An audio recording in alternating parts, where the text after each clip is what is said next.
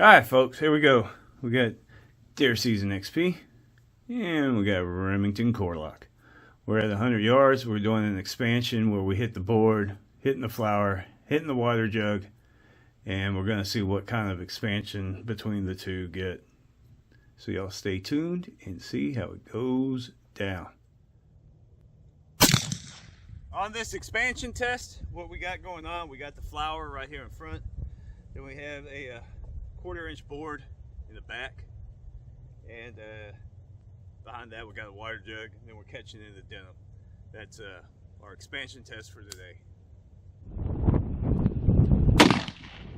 Wiped out the board, pegged, we hit the flower, hit the board.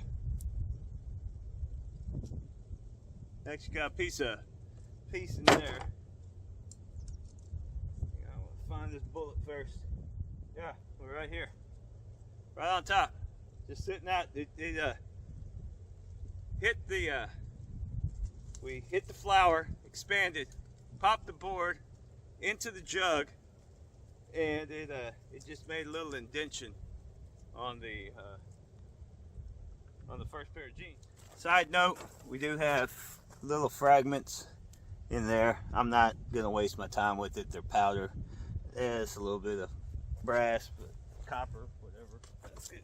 Well, product on my clothes is not a good thing. All right, folks, here we go. We got the penetration test with the Deer Season XP and tried with the core lock. But on the core lock, it looks like the bullet vaporized. Yeah, that's the only thing I could figure. We didn't catch it. That's for sure. And there were flakes and stuff. So, but here we go. That is the XP right there. The Winchester, which turned out pretty nice. 243. That shroomed up real flat. I mean, that's here. Let's see what we got on expansion on the 243. And we got over 1/2 inch. That is nice. Definitely nice. Top to bottom. Just a little over 1/4 inch. So that did the deal.